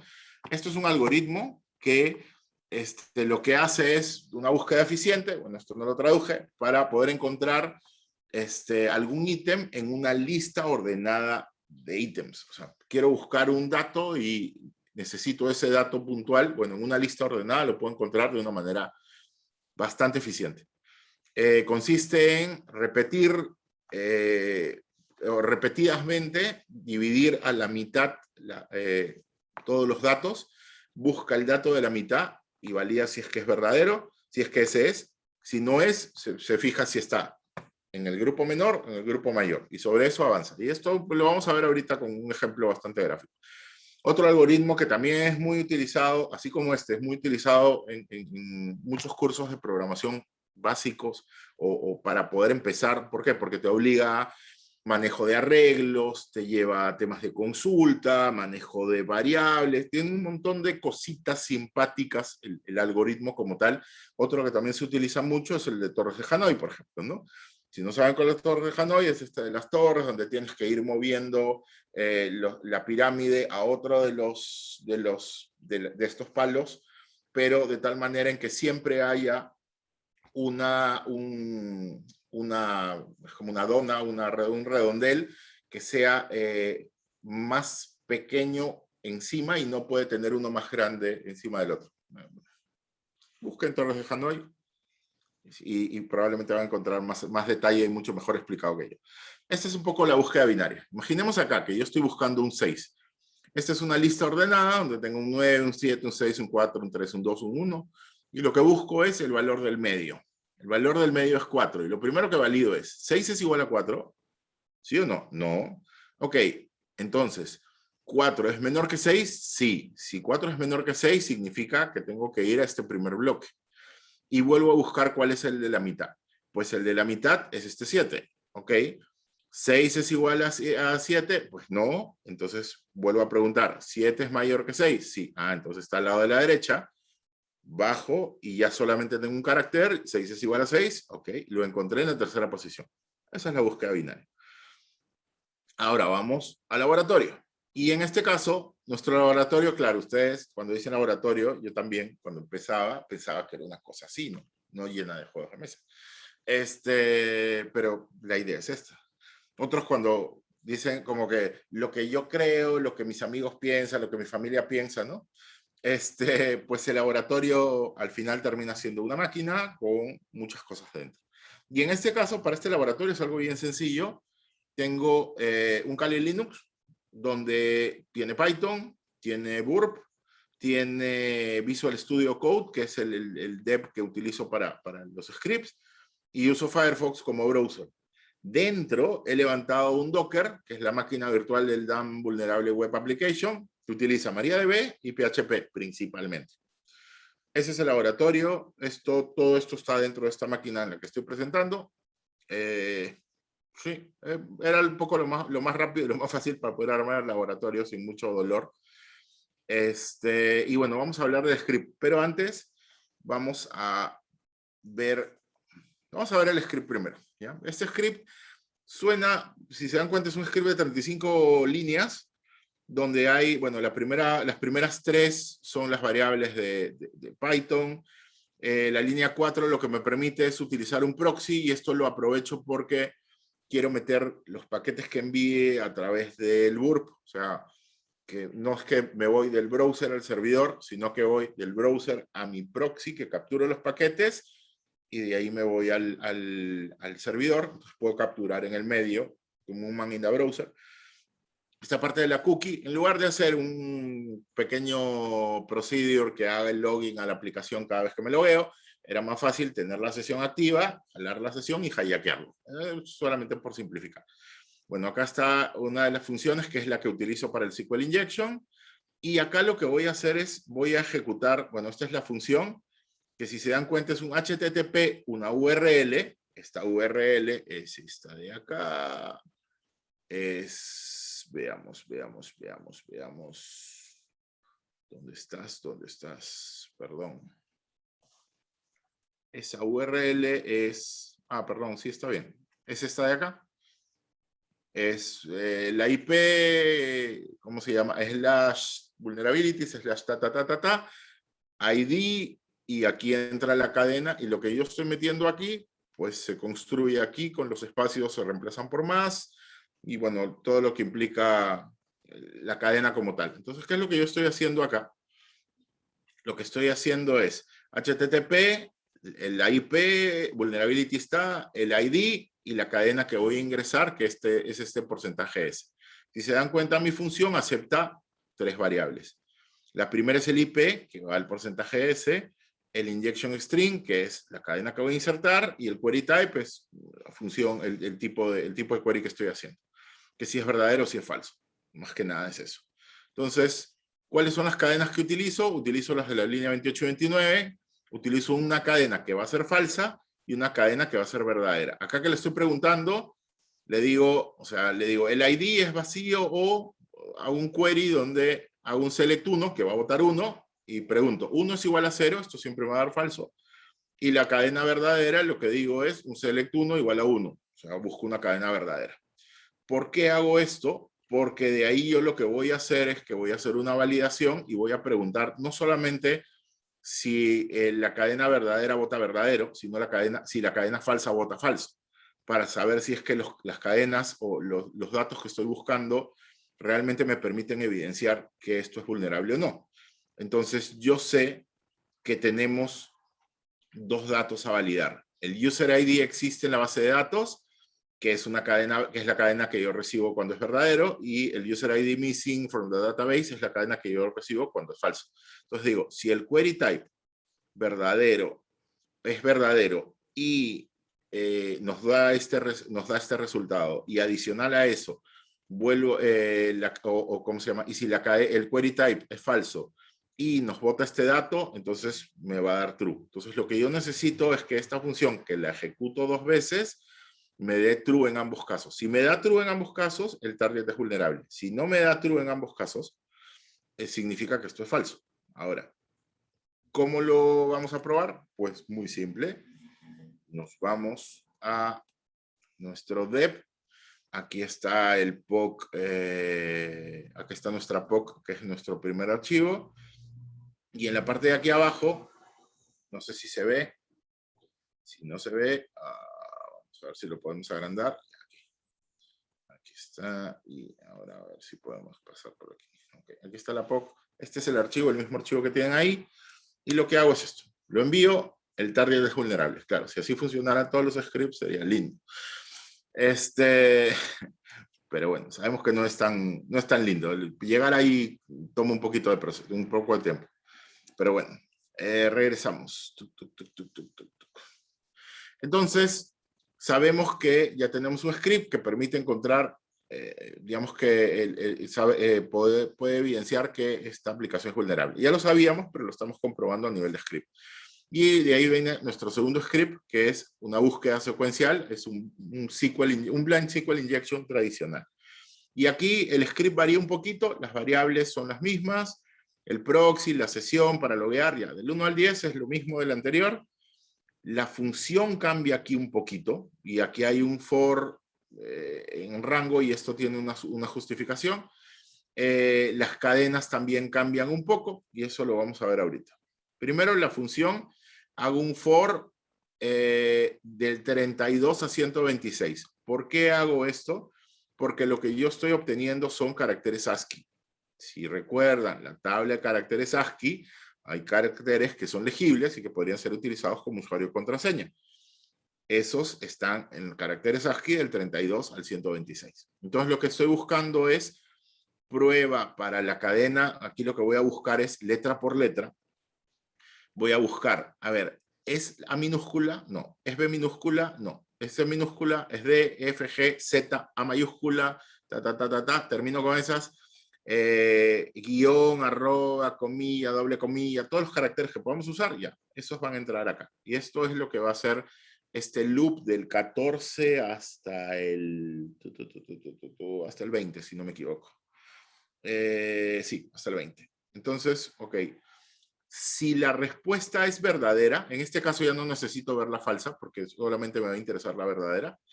Lo que voy a necesitar es esta respuesta. Si esta respuesta es la correcta, significa que la variable, o sea, si probé la D y me votó verdadero, significa, no sé, voy a preguntarle, la primera letra es D, si me dice que sí, o sea, si me dice que es verdadero, entonces lo he logrado. Ahora, voy a complicarles un poquito la existencia y voy a retroceder un poquito. Vamos a ir acá atrás. Voy a mostrarles algo que no les mostré hace un momento. En esta POC, yo lo que estaba haciendo era enviar 2 paquetes para identificar si el target era vulnerable, ¿sí? Bueno, lo que envié fue esto. Lo que construimos hace un momento. Hice un get, en la URL que es el IP, no sé cuánto, vulnerability, y lo que yo inyecté es este dato de acá. OR, comillas, o bueno, OR, espacio, select, 1 igual a 1, esta es la versión verdadera, y está revolviéndonos 200, que significa que es true. Y para el query falso nos está devolviendo 404, que aquí es donde estoy preguntando, select, este porcentaje 20 es 1, es igual a 0, donde estoy generando el valor falso. ¿Dónde veo la respuesta? En esta parte de response, si no me equivoco, en la línea 80 y algo. Sí, aquí aparece la respuesta false. El user ID está faltando en la base de datos. Listo. En la versión true, también en la línea 85, creo. 80, sí, el user ID existe en la base de datos. ¿Ven? Estos son los dos que yo estoy enviando en este momento. Ahora, ¿por qué hago mención a esto de acá? Porque ahora vamos a ejecutar el segundo script y lo vamos a enviar igual al mismo IP. Ya las rutas están. Y lo que voy a hacer es, voy a hacer un version de la base de datos. Y lo que me está dampeando aquí es lo que yo consultaría en la base de datos. Es decir, y aquí me voy a ir a la base de datos para hacerlo divertido. Vamos a hacer, por acá tengo la consulta. Si yo hago un select version, o sea, estoy en la base de datos de DAM Vulnerable Web Application y veo la versión, me dice 10.1.26-MariaDB- Pues eso de ahí lo he logrado obtener en una búsqueda secuencial normalita en 28 segundos con 925 requests. Y me ha dado la versión de la base de datos. ¿Por qué? Porque el sistema es vulnerable y porque lo que estoy haciendo acá es, estoy buscando letra por letra cada uno de estos, digamos que cada uno de los valores que estoy buscando dentro de la base de datos. Ahora, ¿cómo se puede ver esto a nivel de debug? Nos vamos a URB. ¿Se acuerdan que habían dos consultas aquí? Una verdadera y una falsa. Miren, aquí empiezan las consultas donde lo que hago es, hago una búsqueda ASCII, o sea, todo esto de acá se va a convertir en un valor ASCII, y lo que le estoy preguntando es si este carácter ASCII es igual a 32. Y acá me está diciendo que no. En la siguiente, si es igual a 33. En la siguiente, si es igual a 34. Si es igual a 35. Entonces, ¿qué es lo que estoy haciendo? Le estoy preguntando si el primer carácter del version es la letra A, B, C, D, F, G. Y así esto avanza. Y si avanzamos, aparece un 200 acá, en el 49. Si esto nos vamos... si nos vamos a buscar la tabla de caracteres ASCII, que no la tengo a la mano, pues eso nos va a dar de que es la primera letra, que, bueno, en este caso no es la primera letra, sino es el número 1. Si buscan en ASCII, debería ser el 1. No estoy muy seguro, pero creo que sí. 49, Nox, si sigues ahí, 49.1, ¿sí? Bueno, no importa, si no estás ahí, seguiremos. Entonces, eso es lo que estamos haciendo acá. Esta búsqueda binaria es una búsqueda ciega secuencial y consume regular tiempo. Como les decía hace un momento, la data estoy enviándola a este carácter y la cadena la estoy generando aquí. Esta es la cadena que yo estoy enviando. Este es el valor que va a ir variando, que era el del request. Y esta es la consulta que yo estoy haciendo. Pero ahora vamos a ir hacia la búsqueda binaria nuevamente. Si se dan cuenta, la otra búsqueda fue primer carácter. Perdón, tengo un gato aquí que empieza a molestar. Probablemente tiene hambre. Pero acá no se come hasta después de la charla. Bueno. Veamos. Bueno, estaba... Ok, la búsqueda secuencial lo que hace es primera letra y busca todas las cadenas de manera ordenada. A carácter ASCII 32, 33, 34, 95 hasta el 126. En alguno lo va a encontrar. Cuando lo encuentra va al carácter 2 y va al carácter 3 y así. Entonces, lo que a mí se me ocurría es que en lugar de que haga esa búsqueda, ¿por qué no busco entre el 32 y el 126? Y digo, ok, ¿cuál es el medio? El medio es el número que sea. Y lo que hago es esta consulta. Esto es un poco lo que hago en el script. Le pregunto primero, el medio. Efectivamente, perdón, pero acá tengo... Disculpen. A ver, lo vamos a hacer 2 segundos de fama, mi gato, el negro. Ya. ¿Ok? el valor que estamos buscando, o sea, el valor que estamos consultando, es igual al valor del medio, pues si lo encuentro, check, se acabó el problema y me voy al segundo carácter. Si no es, voy a ir a la segunda opción, que significa que si no he encontrado el valor, lo primero que le voy a preguntar es, ¿el valor es mayor que el valor que estoy buscando? O sea, estoy buscando la letra, bueno, en este caso, o sea, el 88. Ok, 88 es mayor que el valor del medio. Sí, no. Pues si el valor del medio es mayor que X, significa que estoy en esta zona de acá. Y lo que ocurre es que tengo que generar, o sea, está en alguna zona de esta mitad. Y lo que va a ocurrir es que voy a generar un nuevo top. Es decir, ya no estoy en esta lista tan grande, sino estoy en una lista más corta. Y en el tercero, significa que si esto de acá me dio verdadero, estoy en esta mitad, pero si me dio falso, significa que estoy en esta otra mitad. Y lo que hago es que el medio ahora va a ser el nuevo bottom. Entonces tengo un nuevo rango. Esto de acá está traducido dentro del script para poder hacer la búsqueda binaria. Y cuando lo encuentra, pues vuelve a buscar el carácter 2, vuelve a buscar el carácter 3 y el carácter 4 y así. Esto, a ver, una búsqueda binaria normal, con 7 intentos, ya estarías logrando el dato exacto. 7, 8 intentos, si no me equivoco.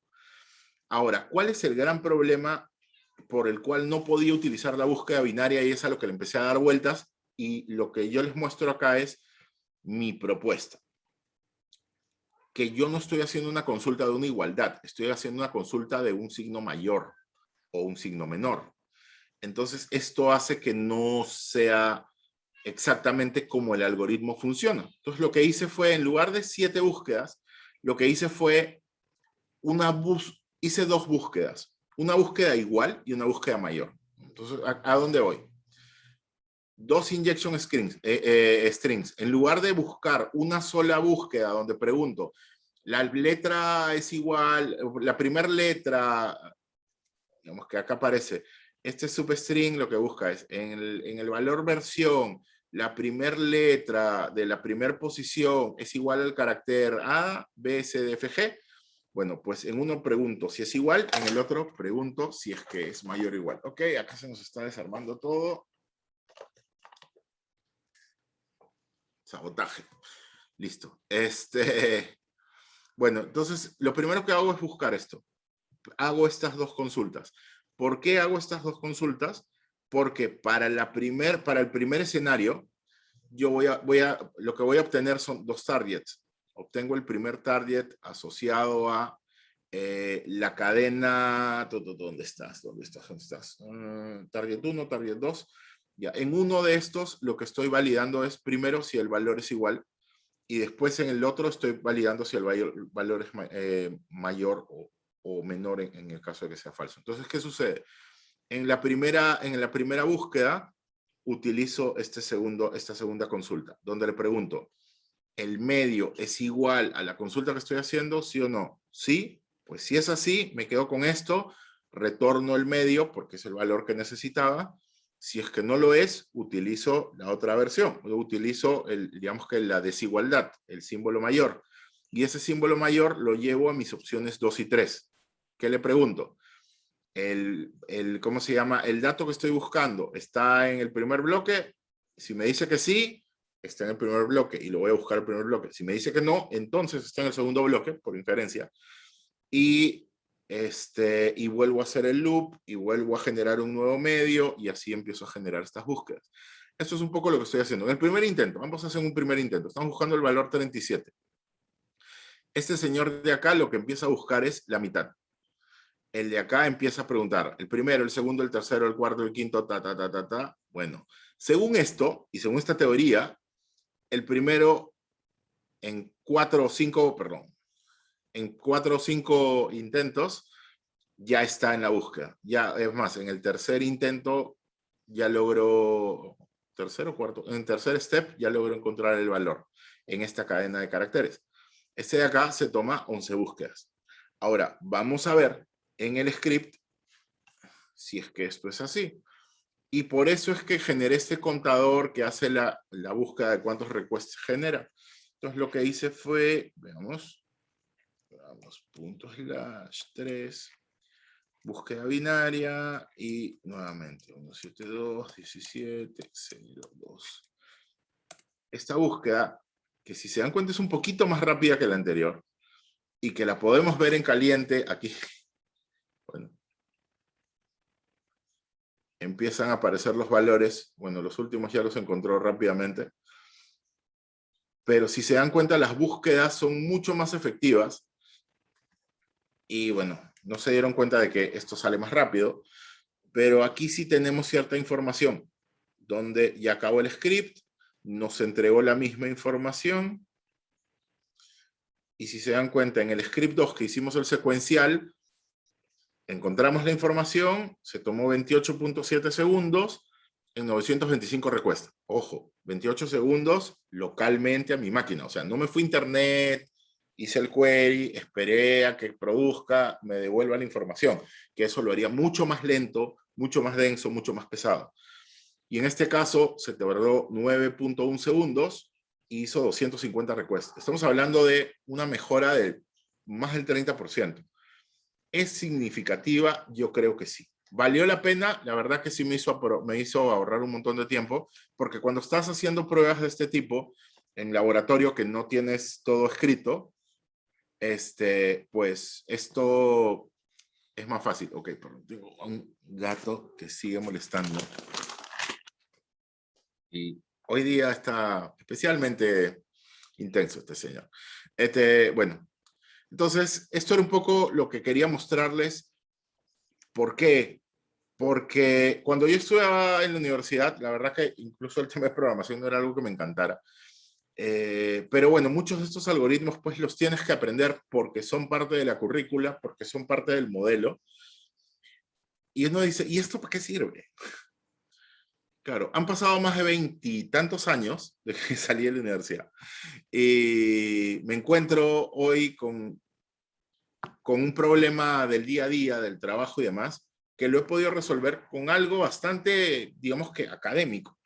Y es como uno como que cree que lo tiene que aprender porque si no, no pasa. Y no necesariamente es así. Hay mucha de esta información que termina siendo útil. En este caso, este modelo de búsqueda binaria, a ver, yo creo que hay, es más, no creo, hay muchas formas mucho más eficientes de hacerlo. Probablemente hay modelos de script con otros comandos que serían mucho más eficientes y se harían en menos líneas de código, y todo eso es verdad, pero es una forma al final diferente de resolverlo, es una propuesta diferente. Mi propuesta, como digo, no es la panacea, no es la perfección, pero es un modelo que me pareció súper interesante. Y no solamente me pareció súper interesante por el modelo como tal, sino que me pareció interesante porque me obligó a revisar muchos conceptos, me obligó a revisar mucha teoría y demás para poder, y claro, y prueba y error, para poder llegar a lo que les estoy mostrando. Y bueno, de hecho me puse a buscar qué otros métodos existen, y bueno, el método de bisección o búsqueda binaria es uno de ellos, pero de hecho hay una serie de desarrollos que no necesariamente, por ejemplo, el método de búsqueda binaria, si usan el SQL Map, de hecho ya está dentro de una de las opciones, lo pueden utilizar. Pero, por ejemplo, el tema de bit shifting, bit anding, post-to-bin y todos estos, lo que hacen es otros métodos mucho más eficientes de hacer búsquedas para poder no tener que hacer 7 o no tener que hacer 14, como en mi caso, sino tener que hacer, en el peor de los escenarios, 3 o 4 consultas. En algunos casos hasta 2. ¿Por qué? Porque lo que hacen es, en algunos de ellos hacen tablas donde predicen cuáles son los datos que van a obtener, y a nivel de binario dicen, ok, los primeros 4 valores siempre van a ser 0. Listo, entonces ya no los consulto. Entonces solamente voy a consultar los otros 3. Pero el segundo valor, la mitad de veces aparece como binario. Entonces, si pregunto primero por el segundo valor en lugar del primero, ya me volé a la mitad de la búsqueda, o más de la mitad, el 75%. Entonces, de esa manera, generan búsquedas mucho más eficientes para poder identificar datos. Y estas técnicas no solamente se están utilizando para dampeo de base de datos, sino que también se están utilizando para dampeo de hashes. Y ahí los ataques de fuerza bruta son realmente interesantes. O sea, ver un dampeo de 32 caracteres, 128 caracteres en segundos o minutos es algo que da miedo.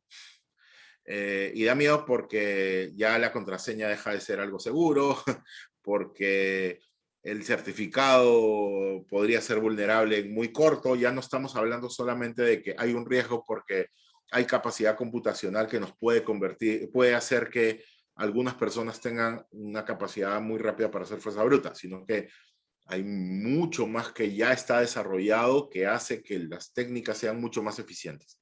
Entonces, es un poco lo que tenía. Y bueno, algunas conclusiones y agradecimientos. Primero es que no existe una solución única a cada problema, como les decía. Okay, perdón, pero este señor de acá hoy día está pinchando.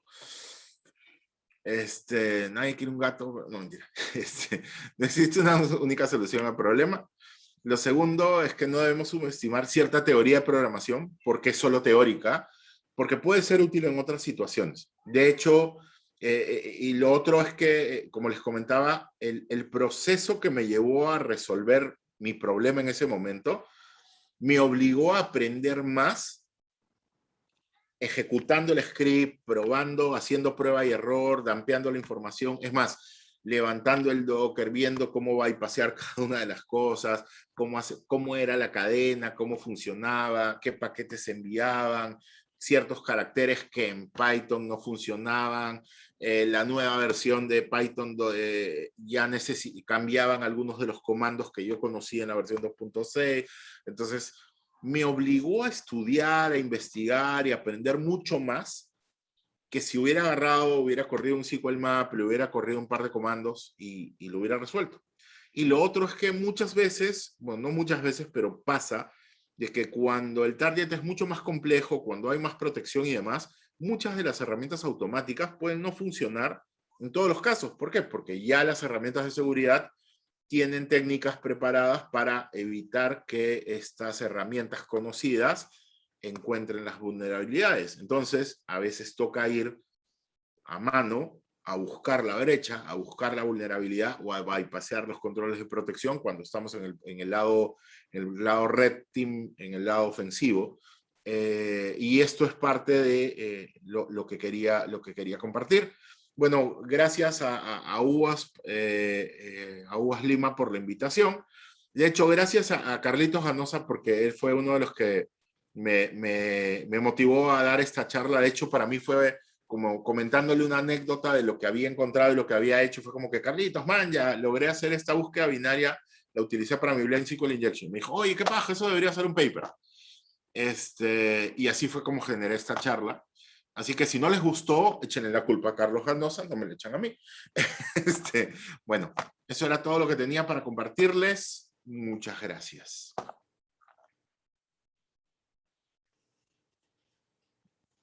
Gracias, Juan Pablo. Interesante, interesante el tema y sobre todo la técnica, ¿no? Imagínate cuánto nos ayuda en el tema de dampearte una base de datos, ¿no? Y espero que nadie lo esté utilizando para eso. Sobre todo ahora, ¿no? Sobre Con todo toda ahora, la coyuntura local. ¿no? No, yo creo que ya es demasiado tarde. ¿Ya? Sí, sí. No, ¿No? no pienso hablar de ese tema. Ok, Juan Pablo. Vamos a ver alguna pregunta, si existe alguna pregunta, la cual eh, pueden ustedes en el chat. Esperamos un rato Sí, claro. y para ver si se animan a preguntar. Ahí, por favor, a través del chat. A través del chat. Por ahí Clayton me estaba preguntando, si, me dice, ¿bajaste el orden de complejidad de N a N medios? En realidad, más o menos, o sea, por las pruebas que estaba haciendo, es como al 30%. O sea, no a la mitad. No es una mejora de 100 consultas, bajé a 50, sino como ves en la prueba, de 900 bajé a 50. Pero normalmente es como de 100 baja como a 30, 35, más o menos. Ok. Ok, aquí también hay una pregunta para Nox en el chat. algún consejo para evitar o dificultar el reversing en nuestros juegos? A ver, alguien que desarrolla juegos y si le puedes dar algún consejo para evitar o dificultar que gente como tú pueda hacerle reversing a sus juegos. Creo que Lots ya no... Creo que ya Lo no... perdimos. Ya, Perdimos por el cambio de horario, lo perdimos. sí, Bueno, que alguien como Nox no pueda, lo veo bien difícil, pero como alguien decía, en términos de seguridad, decía, mira las personas que podrían ser potenciales atacantes como 3 niveles. El script key, el que va a correr una herramienta y si funciona entra y si no funciona no entra. Mira el segundo nivel como los que no solamente saben usar herramientas, sino tunean, hacen algunas mejoras adicionales, le ponen más de su cariño. Y el tercer nivel ya, lo que has visto en las películas, multiplícalo por 100 y mézclale gobiernos, espionaje industrial, ciberarmadas, ya. Ese es el tercer nivel. Entonces, para el primer nivel probablemente te puedas preparar, para el segundo nivel podrás implementar para el 80 o 90% del segundo nivel, para el tercer nivel no hay mucho que hacer. Esa es un poco la respuesta que tenía. Ahora, de hecho, bueno, no está Nox. Nox es el experto ahí. Yo de hecho, lo que sé es muy poco comparado, pero sí les puedo decir que sí hay técnicas de protección porque lo que Nox ha estado haciendo, y de hecho lo que hacía la herramienta que él mostraba era manipular ciertas cadenas de memoria.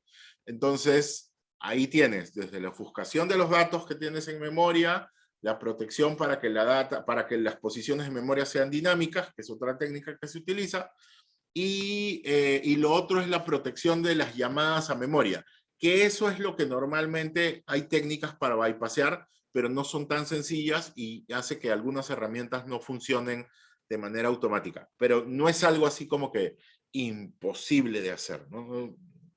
Lo que haces es hacerlo más difícil. Es como una puerta, ¿no? Dice, ¿puedes abrir la puerta de una casa? Pues depende. Si tiene 4 candados, ¿es imposible? No, es más difícil.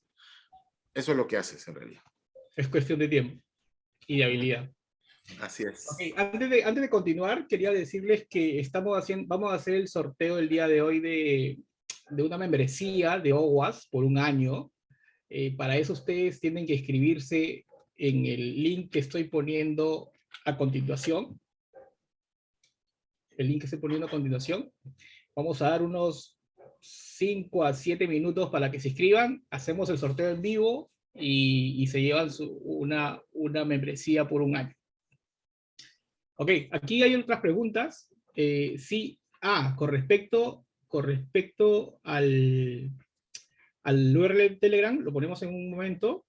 Con respecto a ver, ¿cómo OWASP ha tenido alguna especie de apoyo, consultoría a la PCM con el último evento suscitado de Zorrito Run Run? No, la verdad que digamos que a nivel como capítulo no realmente, pero ahí hay algo preocupante. Muchas veces estos eventos se convierten en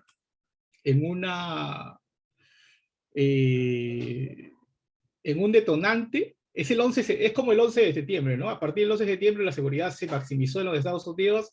Ahora, a partir de este evento de Zorrito Run Run, esperemos que las instituciones del Estado pongan más énfasis en la seguridad, pongan más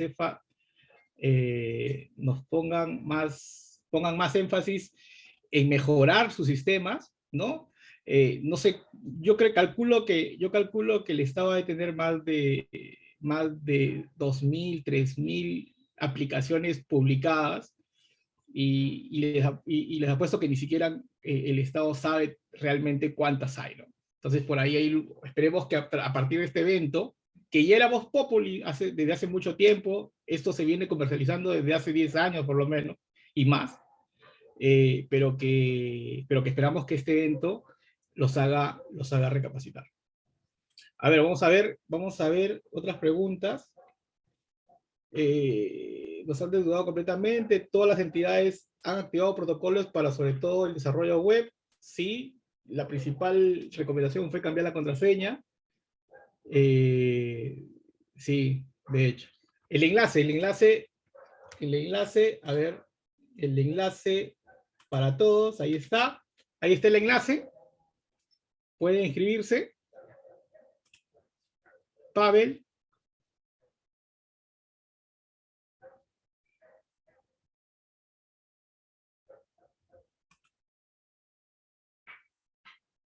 ¿Sí?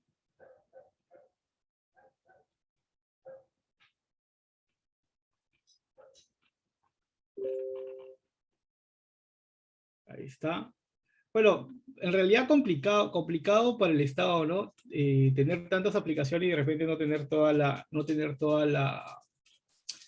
todos los recursos para poder mejorar sus sistemas, ¿no? Ahora vamos viendo, a ver, vamos viendo, tenemos ya, es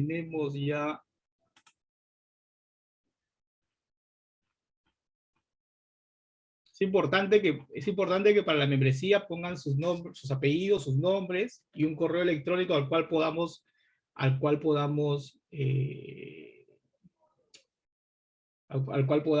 dirigirnos y registrarnos, ¿no? Aquí, Juan Pablo, hay una pregunta antes que te vayas a dormir. Interesante la perspectiva de tu ponencia. En base a las certificaciones de seguridad que tienes, ¿puedes darnos alguna recomendación y orden de las mismas? A ver, depende a qué rama quieras ir. Porque, ¿qué pasa? Si hablamos de pentesting, hay varias, pero es más, yo te diría más, para mí las certificaciones vienen a ser la consolidación de un cúmulo de conocimientos, para mí. Y esa es opinión personal. Algunos dicen, oye, voy a sacar la certificación para acreditar que sé algo. Yo, a ver, y les cuento mi caso, mi historia personal. Yo tenía 10 años trabajando profesionalmente en el rubro y yo no tenía una sola certificación. Después de 10 años de trabajar en el rubro, que pude pagar algunas de mis deudas de mi vida mundana y pude juntar algo de dinero, pude empezar a pagarme las certificaciones y empecé a sacarlas recién en el año 10 y claro, como ya tenía cierta experiencia, saqué 5 certificaciones por razo. Pero, o sea, no es que necesariamente haya, o sea, como decirte, mira, prueba primero esta, después la otra. A mí, en lo personal, me gustan mucho las certificaciones de Offensive Security, aunque últimamente les están dando con palo. A mí, en lo personal, me gustan, pero me gustan porque es como que te dan un cuchillo, un machete, y te dicen, tienes que llegar al otro lado y al medio hay selva. Tú ve por dónde entras. No te dan mucho carnecita, no te llevan de la manito. O sea, uno de los primeros ejercicios que recuerdo, me acuerdo que el ejercicio se hacía con Bash. Hacías como un escaneo, una enumeración de hosts. Es más, en la época en que lo hice, la web era ICQ, y a partir de la URL empezabas a ampliar a puro Bash y scripts en Bash, empezabas a ampliar la info de los diferentes hosts. ¿Por qué? Por los URLs que eran algo.icq.com, algo.icq, entonces te ampliabas la página web inicial, grepeabas, acortabas, ibas sacando por filtros los URLs, y de los URLs los pasabas a hostname, de ahí los IPs, y de los IPs te ibas a Whois y encontrabas segmentos de red de ICQ. El modelo era bastante simpático, pero había una línea chiquita que decía, por un extra mile, haz lo mismo que hemos hecho en Bash, pero en Perl o Python. Entonces, esa línea sencillita que decía, en Perl o Python, si tú no sabes Perl, si tú no sabes Python, te obligaba a aprender Perl, te obligaba a aprender Python, para poder replicar lo que acababas de hacer en Bash. Entonces, esa línea a mí me gustó mucho. Hay gente que no le gusta, hay gente que dice, no, yo prefiero que me lo explique masticadito todo, pero la verdad es que cuando estás en la vida real y vas a hacer un pentest, nadie te va a dar las vulnerabilidades de la manito y no todas van a estar documentadas. Algunas tal vez sí, pero habrán algunas que tienes que encontrarlas tú. Entonces, a mí me gusta ese modelo que es bien a la mala. Hay gente que no le gusta. Si hablamos de seguridad de información, bueno, las ISO son algunas líneas, por ahí te diría ISACA tiene varias certificaciones, desde auditoría, de gestión, muchas hacia el management. Las ISO, si bien es cierto, te dan, bueno, el auditor líder 27000, de hecho yo soy auditor líder de 27000 hace muchos años, la de Elite Cybersecurity Professional y todas estas, lo que a mí me han empezado ¿cómo decir?, a desenamorar es que muchas se sienten como un control de lectura. O sea, pagas un montón de plata, llevas 5 días de curso y el último día hay un control de lectura, que es el examen, que hace que pruebas a aprobar o no. Obviamente tienes que haber pagado un montón de plata y te dan una certificación, pero la pregunta es, ¿realmente eso te está dando el conocimiento que necesitas o te está dando una acreditación por un dinero? Entonces ahí yo tengo un poco de pelea con a pesar de tener muchas certificaciones, es algo que me cuestiono en algún momento. Estoy buscando conocimiento, estoy buscando certificaciones para poder acreditar, para poder competir en un mercado que hoy te exige certificaciones como parte de los requisitos para chambear, o qué es lo que estoy buscando. Creo que esa es la primera pregunta que me haría. O sea, y acá Nox me da la razón. Hace un momento lo mencionabas. Nox no estudió una carrera en la universidad. Nox empezó a estudiar en el modelo autodidacta y al día de hoy tiene un conocimiento que en lo personal yo considero que es envidiable y tiene una experiencia que te mueres. Y no ha sacado certificaciones. Lo que ha encontrado es 50.000 bugs y ha desarrollado 50.000 scripts. Y que yo sepa, certificaciones Nox que tú tengas, creo que ninguna. Y lo que sabe Nox, ten por seguro que todos los que estamos acá de Exploit Writing sumado no llega a la mitad de lo que sabe Nox solo en Exploit Writing. Entonces, y en reversing, ¿no? Entonces, por eso la pregunta primero que me haría es, ¿qué estás buscando? ¿Chamba? ¿Acreditarte? ¿Sobresalir? ¿Coleccionar, como yo? ¿O conocimiento? Entonces, si la línea es la última, si es buscar conocimiento, creo que hay otros medios, no necesariamente la certificación, y partiendo de donde empecé. Para mí la certificación es como la consolidación de una experiencia que ya tienes. Esa es mi opinión. Sí. Ahora, si quieren después hablar largo y tendido, porque esto puede dar 5 charlas, 10 días de conversa. Te comprometemos para una charla de certificaciones, para toda la gente. Sí. Ahí es más, ahí te voy a recomendar a un par de angelitos más, así, coleccionistas, como yo. ¿No será un tal Andrés? No, bueno, en el mundo de pentesting sí, pero en el mundo de estándares, te diría un Aldo Villaseca, por ejemplo. Ah, ok. Que tiene todas las certificaciones que el mercado necesita y que todas las licitaciones piden, él las tiene. Entonces, y también las hace también. Ah, también, ahora también certifica, Sí. Ahí una pregunta para Nox. Nox, ahí también preguntaban qué medidas de protección existen para evitar el reversing en los juegos, en las aplicaciones. Existen bastantes. Y a través del tiempo han ido mejorándoles mucho. El problema de esto en particular es que como suele ser software, generalmente tú puedes hackearlo, por lo general. Entonces, por lo que se hace ahora, muy común es trabajarte a qué tan exhausto va a ser lo que tú estás haciendo.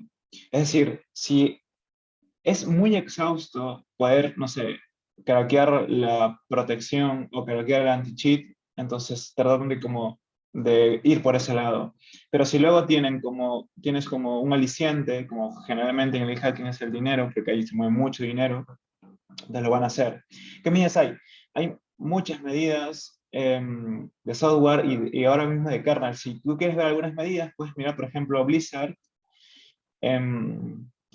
Activision, ¿no? Que tengo un amigo que trabaja ahí, que hace reverse engineer y se dedica ahí justo al tema del anti-cheat. Puedes ver, y el mismo Raytheon, sí, el mismo Raytheon también, puedes mirar esos 3 como juegos, de esas 3 casas, por así decirlo, y ver cómo están implementados. Por lo general, son los que suelen tener, hay Maple, ¿no? Maple Story, no sé si sigue, pero en ese momento Maple Story, suelen ser como que las casas que suelen tener mejores protecciones y los demás juegos suelen tener las mismas protecciones que tienen ellos. Entonces, si tú miras esos juegos, vas a ver por así decirlo, como la mayoría de los juegos que tienen protecciones. Y ahí vas a entender qué tanto nivel hay de protecciones para el game hacking, por ejemplo, ¿no? Si te refieres a las protecciones de software específicamente, es decir, como packers, hay muchas, pero todas se han craqueado.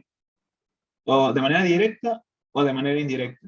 No hay ninguna que yo conozca que no se han creado. Hay una, que es Weibo, Weibo creo que se llamaba, que no se pudo craquear de manera directa, pero sí de manera indirecta. ¿Por qué quiere decir eso? Que hay un side channel, es decir, un material lateral de implementación de los software que lo usan, que se puede, digamos que son vulnerables. Entonces, uno tiene ese pensamiento hacker, ¿no? Y agarra y dice, ok, o agarro y le pego súper puertas digamos, con vasos al portón grande y a ver si entro, no sabemos qué es todo lo que tiene atrás, o pruebo la puerta de la derecha, que está a la vueltita, que la abro, que tiene esa manija de perilla, que le metes una de esto y entras.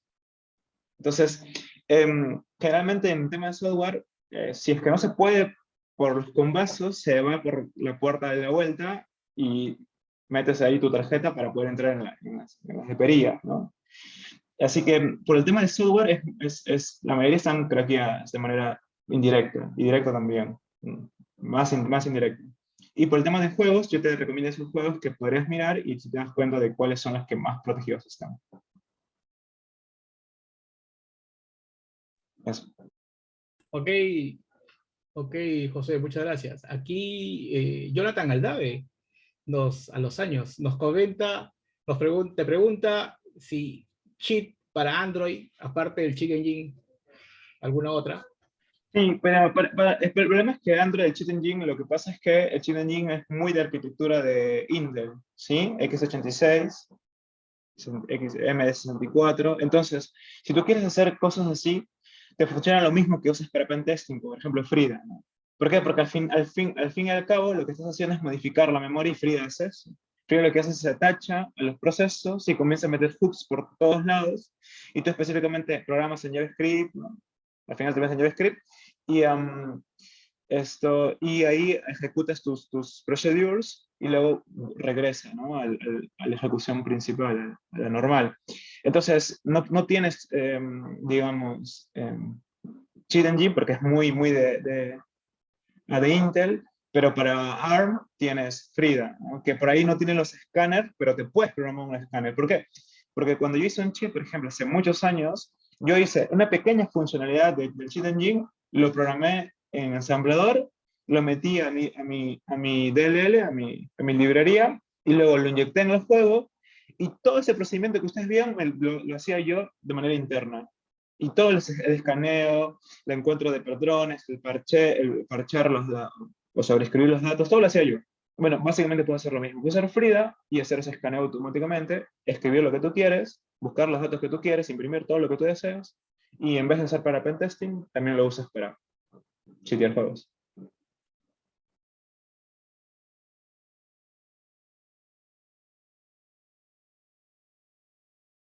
¿Está silenciado, Fernando? Oh, verdad, estoy hablando. Gracias, gracias, Nox. Aquí, bueno, sí, bueno, Jonathan, ahí está la respuesta a tu pregunta.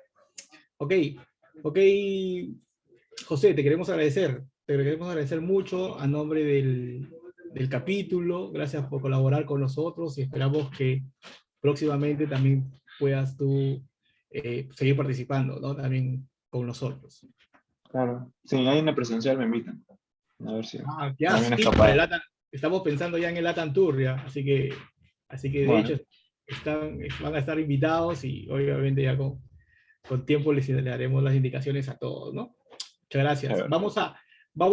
Voy a cerrar, estoy cerrando el sorteo, solamente 18 participantes de los 35 que están presentes, así que vamos a proceder al sorteo de esta membresía. No sé si alguien, Mauricio, Elisa, John,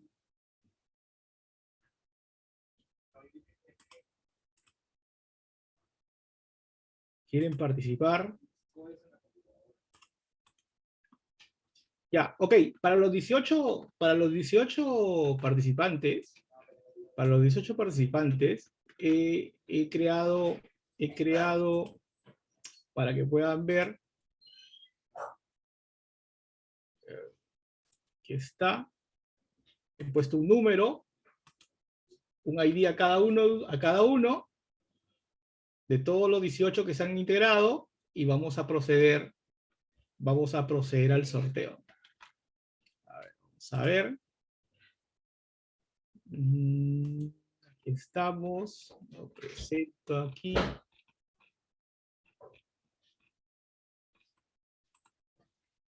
¿Cómo se llama la página? Sorteo gratis, aquí está. Vamos a ponerle, vamos a compartir. Un poquito de paciencia, ahí está. Ya. Sorteo OWASP Lima. Vamos a poner aquí. Vamos a poner aquí la lista, no de los nombres, sino vamos a poner solamente los números, ¿ok? De acuerdo al número que salga sorteado, vamos a hacerla rápida. Confirmamos un ganador.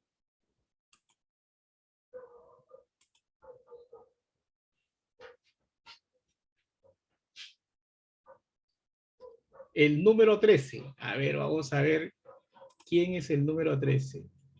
El número 13 es Melgar Sairitupac Bruno. Melgar Sairitupac Bruno. ¿Ok?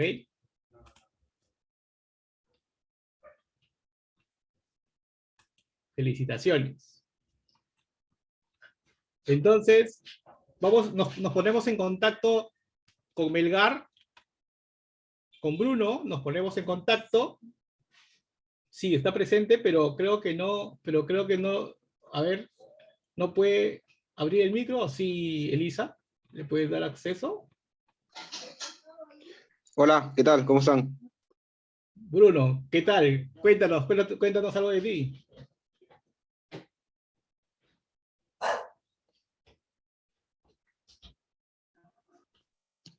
Tengo problemas con el audio, pero creo que ya se activó.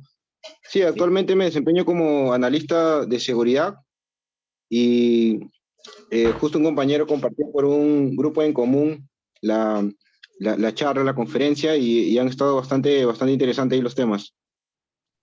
Ok, Bruno. Bruno, te contactamos por correo electrónico. Ya listo, gracias. Ok, señores, sin más, nos despedimos. Hasta el próximo mes. Esperamos con tiempo poderles anunciar la nueva charla del siguiente mes. Gracias, Juan Pablo, nuevamente. Gracias, José. Y gracias al equipo por su colaboración. Gracias a ustedes. A todos. Gracias.